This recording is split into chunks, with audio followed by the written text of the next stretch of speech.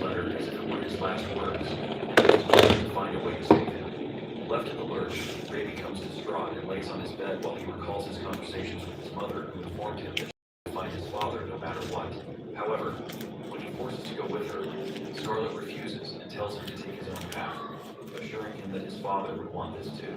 Clasping him into a hug, she feels glad to see her son again, and affirms to him not to worry about them as he should be doing what he should. Lying on his bed, our guy reflects upon the fact that it's been a decade, and he hasn't found anything.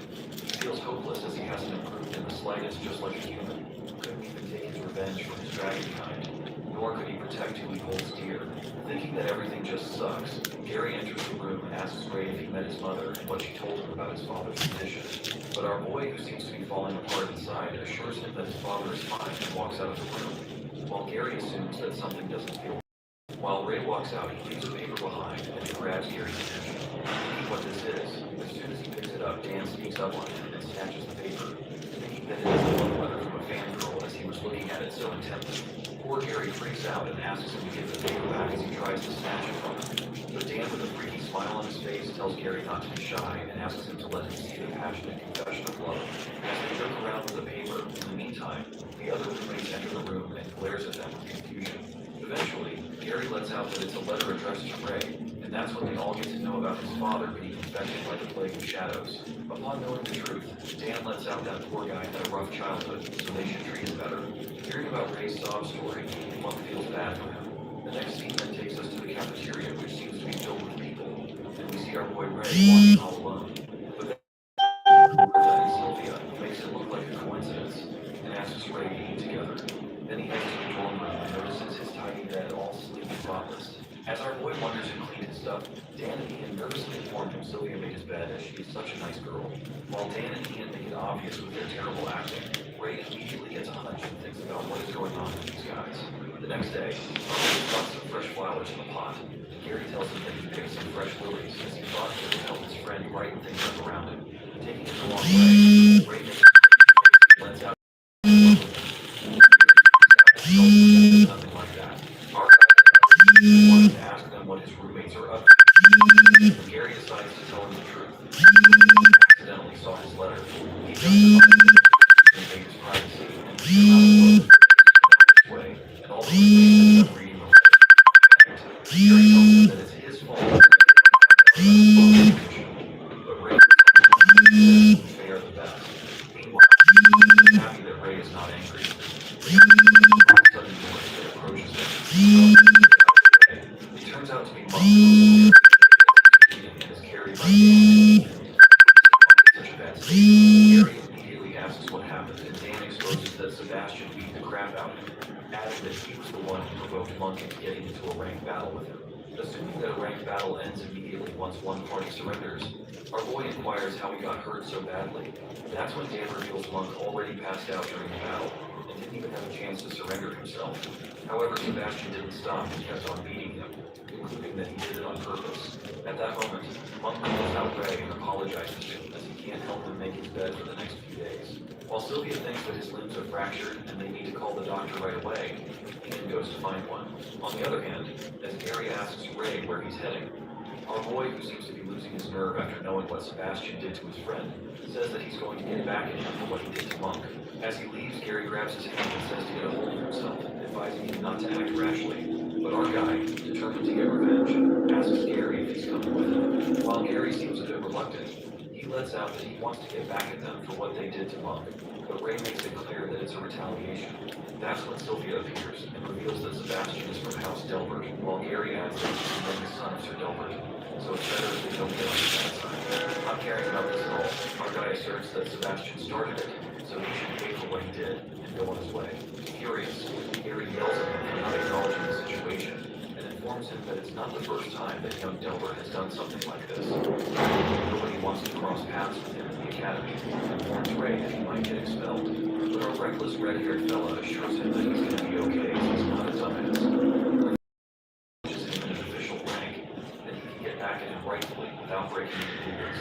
Later, while House Delbert seems to be training on the ground, Ray approaches them and interrupts their training. Two of the night students confirm that Ray isn't one of them and instructs him to wait as they're practicing.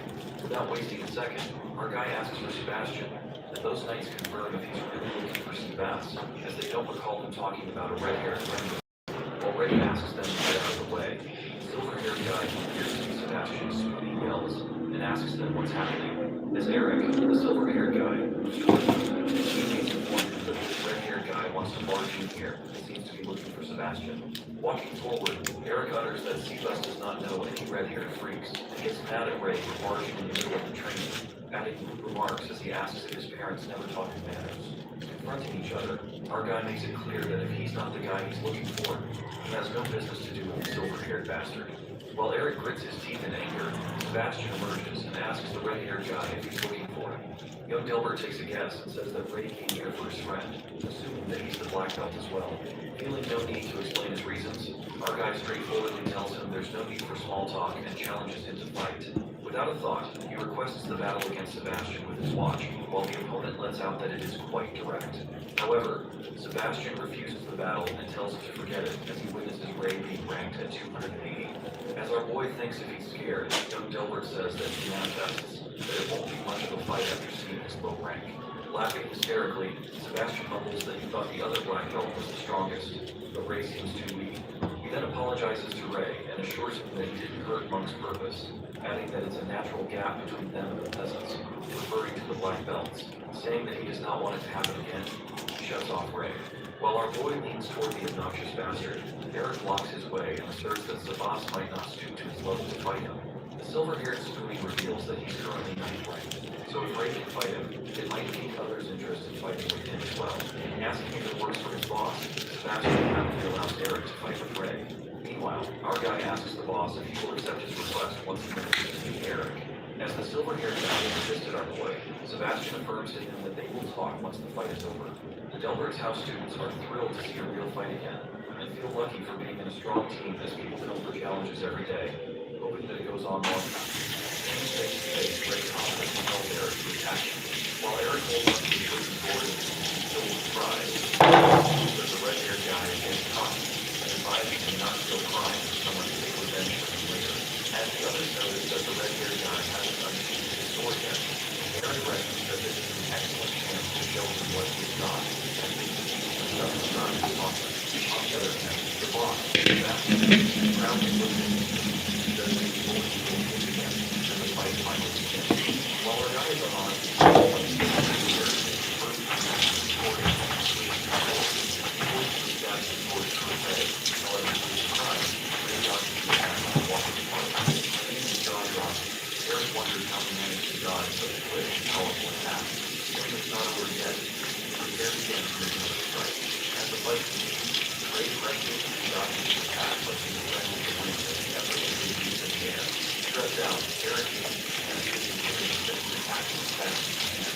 But Ray still keeps dodging everything. As he uses it up in a flash, Ray lacks a powerful punch to Eric, and the poor guy crashes to the ground. Being a trap out of him, Eric quickly receives a hit on the right in the gut. The silver-haired guy is passed out and speaking furiously, murmuring. Ray asks his young Delbert if he's qualified enough to fight him. Wondering what would be coming if he agrees to fight him. That's when our guy shows himself in the Sebastian to fight him. It turns out that Ray talks about him, and he reveals that the two of them is winning.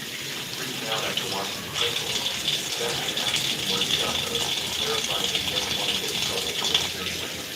While our boy reveals that his parents left these crystals for him as they are adventurers, Ray entices the offer by saying that he still has the chance to get them as he hasn't used them for a moment. It seems like Young Delbert is more intrigued by the crystal as he accepts Ray's challenge to expand his own condition. Revealing the mission to make this ranked battle held in public, Sebastian utters that he doesn't want people to think that he pried those crystals from his own will. Our boy immediately agrees, and he wanted it that way to begin with. The next scene takes us to the training ground, where students are waiting for their bosses to beat up the red-haired freak. Meanwhile, walking with Ray, asks if he's really going to fight Sebastian as he's ranked second, and thinks it's not a good idea if it's true. Concerned, Kyle lets out that he wants to earn a quick buck by betting on himself losing. His opponent won't hold back, but Ray assures him that he doesn't need to worry, and assures Kyle to do that, assuming that he can't stop him anyway. Kyle asks if he promises a nosebleed out of that bastard, and our boy agrees with a fist bump. While Kyle begins the betting for black belted Ray versus white belted Sebastian. Dan asks others how long will it last, and Ian hopes that he doesn't get hurt. But Sylvia makes a different assumption. She thinks that it's not going to be a battle.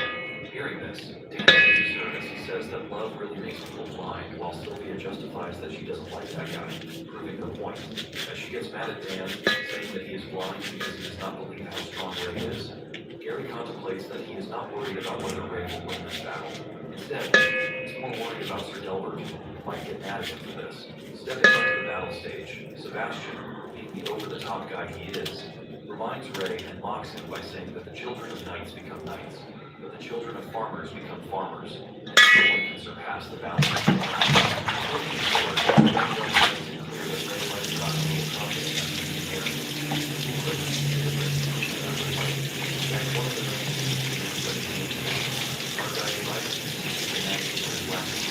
While the fight is about to begin, Ray covers his face with a black cloth that lands in Ray's sun. As the battle starts, Sebastian makes the first action sword choice. On the way, presses the dog.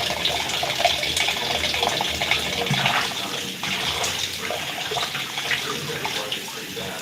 Ray manages to scratch his face in a short time while Sebastian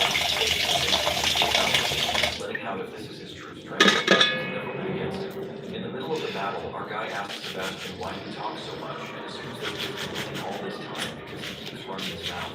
Flustered, young Delbert shoots towards him at light speed and utters that his luck ends here. That's when our boy smoothly rolls the attack and pulls off a camouflage move, touching Sebastian's face and shoulder as it bleeds. As everyone is left astonished, Dan wonders how Ray attacked him and seems to disbelieve that Sebastian got hurt first. While Ian is also shocked at this miracle, Gary presumes when Ray learned this technique and figured out that the way he dodged Sebastian's attack was just like how Sir Kay did. After that, young Delbert, who seems to have taken enough of this, casts magic on his sword and warns Ray if he can dodge this attack. He cheers for Sebastian as Chi appears to be converging on sword, and they excitedly move. While he attacks Ray with the sword merged with Chi, our boy again swerves a hit, but this time, young Delbert seems to grasp his technique and utters that he knew Ray would do that. Knowing that he will keep dodging the attacks, Sebastian's sword goes berserk as it keeps pounding at Ray, leaving no room for avoiding the hits. Meanwhile, he continues pounding the sword. The students cheer up for their hero, the white belted knight, as they think that he's so cool, and encourages him to put the red-haired brat in his place. Emerging in the battle, Dan speculates that Ray has been dodging the attack this whole time, so he is bound to get it. Thinking that bastard Sebastian took things far, Sylvia assures them that Ray is alright and tells him to look closer. She reveals that the one whose advantage is actually Ray's. As they witness young Delbert being slashed numerous times as he soaks in blood, Dan's jaw drops as he thinks that Ray has been avoiding the attacks all the time. Thunderstruck, lets out that Ray is the one who's attacking the entire time. Further illuminates that every time he tries to Sebastian, he counterattacks at least once, adding that Ray gradually attacks Sebastian's stamina becomes stronger.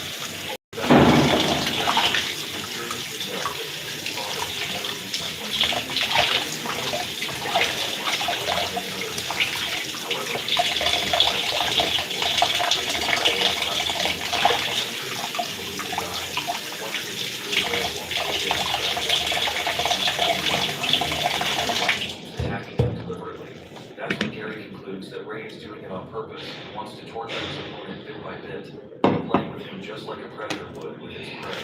It is revealed to us that Sebastian's whole face is now covered with cuts and bruises. The poor guy cries out of pain and calls Ray a dirty peasant. But the red-haired boy who finally takes revenge for Monk, takes one last blow on his nose while he trembles and threatens Ray to wait, because his father won't let him off the hook, and he's going to be dead meat. Our boy raises his sword once again and thinks that talking to someone like him is a waste of time and energy. Sebastian, who is about to give up, tells Ray that he will forfeit, however, as he is about to say something. Our boy smacks him again with his sword, hitting him just like Sebastian kept on hurting Monk. Ray is blinded by the revenge of his classmates and is ready to do anything to get the blonde-haired boy back for everything he did to Monk, so he won't let him forfeit this easily. Meanwhile, Sophie and Gary analyze the situation as that, and if this goes on, Sebastian might die. That's when they hear someone calling out to stop. It happens to Monk and tries to stop Ray, who wonders what he's here. In the meantime, the badly injured competitor gives up, and the match ends with Ray as the winner. At that moment, the students rush towards Sebastian to take him to the infirmary while Gary runs to his feet. The bruised white golden boy seems to be throwing tantrums and urges everyone to get out of his way, challenging the red-haired boy about who will have the last laugh. The next evening takes him to the central stage. Not sure if he happens to know the academy, but we can go over the about what happens in the country. He tries to call me the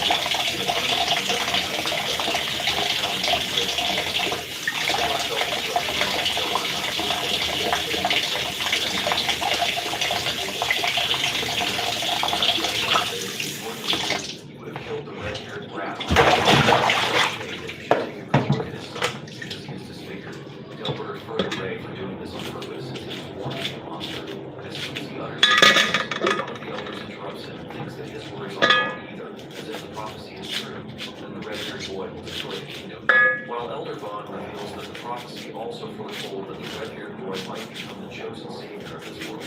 But Vaughn is interrupted by someone who mutters that the child has already shown the signs of coming a calamity. As it happens, another elder suggests that it will be easier to expel the red-haired boy, and maybe this will spark the beginning towards the end. But the head elder objects and thinks that this debate is meaningless. He suggests that if everyone has different opinions, then they should vote on it, and asks to Thank you so much. talents expulsion. It turns out that Delbert, Elder Gibby, and Master Knight Rose agree on Ray's expulsion from the academy. On the other hand, Elder Vaughn, Head Elder, Bernardo, and Instructor K agree to the expulsion.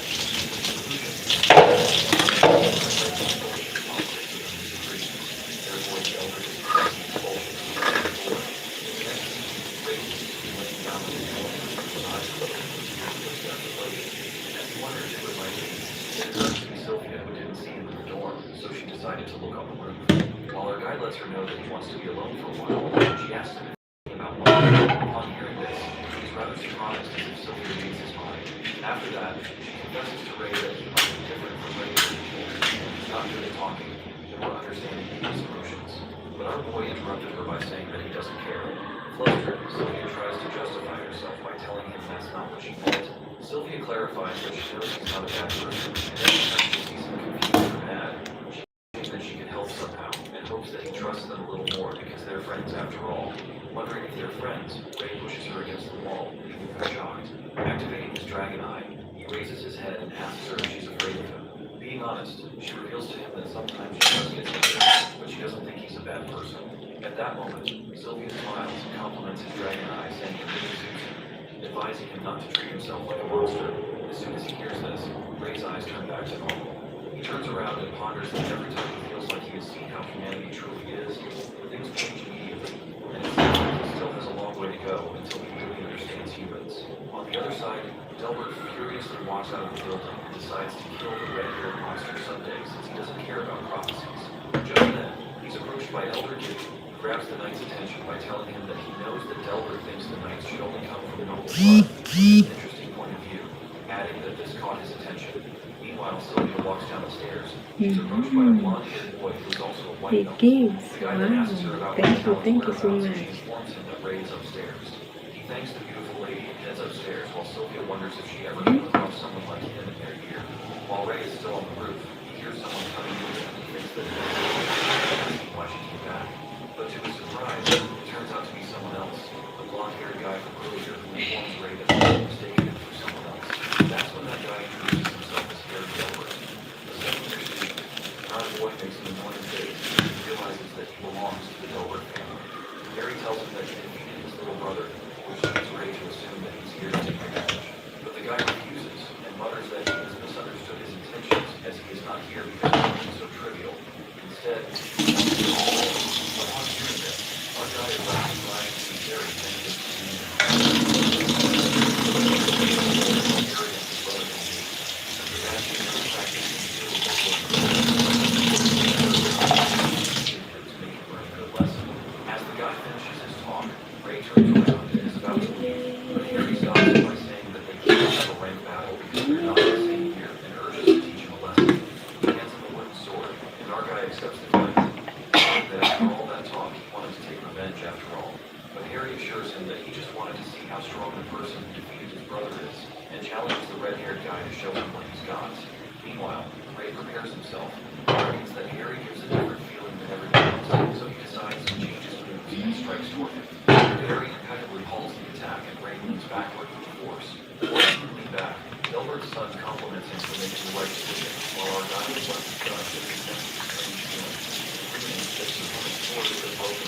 after the attack. Ray's brother Tom noticed that he was striking his leg. His sword will break first. That's when Harry thinks that he doesn't know how to use G yet. After witnessing this win based on pure strength, our boy decides to use the black belt techniques that he learned. Meanwhile, they continue to strike each other. Harry effortlessly keeps dodging the attacks and asks Ray if this is all he's got. As Ray gets a little worked up and starts sweating, Harry strikes one last powerful blow at him with his wooden sword, making him trip to the sword. That's when our guy begins to bleed, and at that moment Harry ends the fight as he is about to leave. Ray, who seems to be in bad condition, somehow gets up and asks Harry if he's the first-ranked second-year knight apprentice, to which he responds that he ranks 50th. While the red-haired guy is left in disbelief to see someone this skilled, Harry Delbert waves him goodbye and claims that they should fight again after he learns Chi properly, which leaves Ray to wonder if he can become that stronger after learning how to use Chi. The next scene takes us to the mayor's office, where we see Knight concerned about the situation at the border, as more knights have gone missing lately. He continues to inform the head that their enemies are not only from outside, but also from within, and there are rumors circulating about the dark guild that has infiltrated the academy. As the head elder clarifies that they are not rumors anymore, Winfred suggests that they should alert the students at least. While the head agrees to him, he declares that there's something important and asks Winfred to bring those 5 red-haired kids, as they should inform them of their calling. After that, we witness Ray sitting on the roof as he tries to converge his aura. It is revealed to us that he has tried to converge his aura into his body, but it never ended up working for him. As it seems to be raining heavily, our guy thinks that he should stop the day.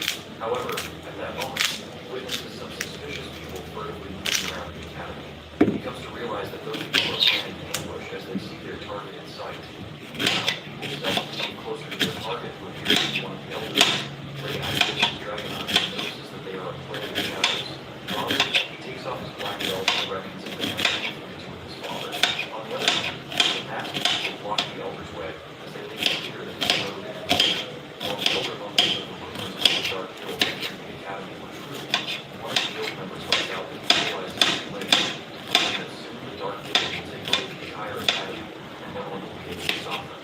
As the old man seems to be fighting against 4 of them, in a flash, someone joins them. It occurs to be Ray as he announces that they will be fighting 2 against 4. Fighting themselves, Ray enters a dangerous situation and holds his sword, and the elder recognizes that he's one of the students and apologizes for getting involved in this. On the other hand, the guild member gets shocked to see where the kid came from, but the other one lets out that it doesn't matter as they both want to die.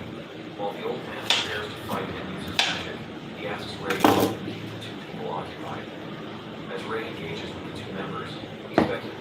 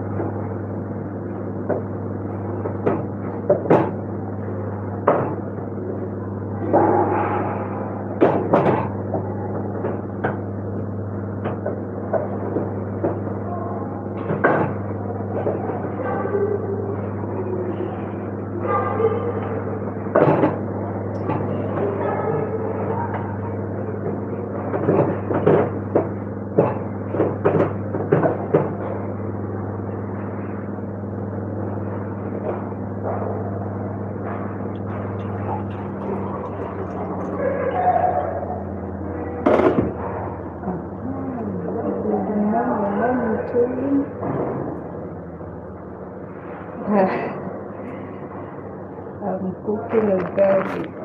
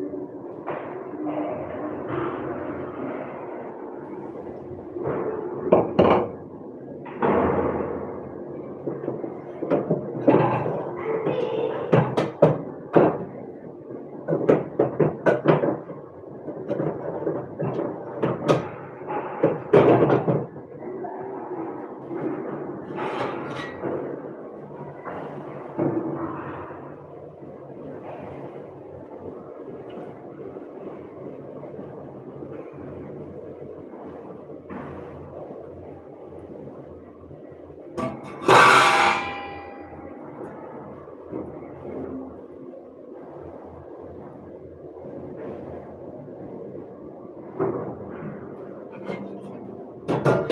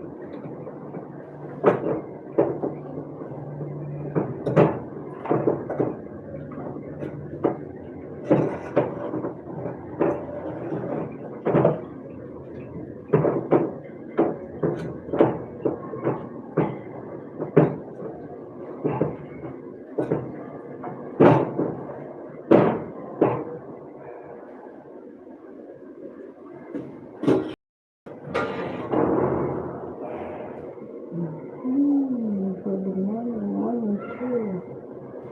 Okay, and your flight was still very low. Wow. Thank you so much.